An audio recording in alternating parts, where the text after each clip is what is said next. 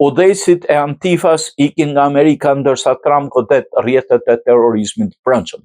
Disa udhëheqës profilit të lartë të Antifas kanë ikur nga vendi ose janë duke bërë plane për t'u arratisur jashtë shtetit. Lajmi për arratisin e tyre vjen pasi presidenti Donald Trump e shpalli Antifan si një kërcënim të terrorizmit të brendshëm dhe urdhëroi autoritetet federale të çmontojnë rrjetet terroriste që veprojnë brenda Shteteve të Bashkuara.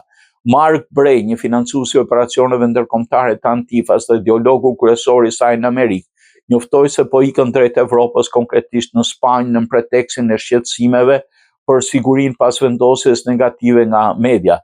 Para largimit, Bray bëri një thirrje të hapur për veprim duke nxitur militantizëm të gjerë, vetëm antifashizmi masiv ligjor ose jo mund të na shpëtojë, deklaroi Bray në Blue Sky, një platformë e njohur për të majtën politike. Bray, profesor asistent në Universitetin Rutgers, do të vazhdojë të japë mësim në distancë për lëndët terrorizmit dhe historia e antifashizmit, pavarësisht një peticioni nga Change.org nga studentët që kërkojnë shkarkimin e tij.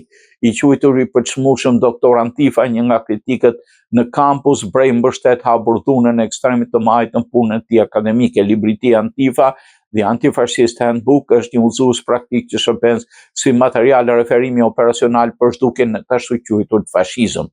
Gjysma e të ardhurë nga ky libër shkon në krahun financiar të Antifa International, që mbështetet me fondre qindra deg në mbar botën, përfshi dhe grupet e certifikuara të Antifas në SBA si Atlanta Anti-Fascist dhe Central Oregon Anti-Fascist Action. Përmes fondit të saj të lirimit me kusht, Antifa International paguan një gamë të gjerë shpenzimesh, jo vetëm tarifat ligjore të mbrojtjes, por dhe pajisje taktike për trazira dhe zhvendosje emergjente. Si mas paraprake, Antifa International ka mbyllur që atëherë infrastrukturën e saj të donacione për të mbrojtur donatorët dhe përfituesit tanë.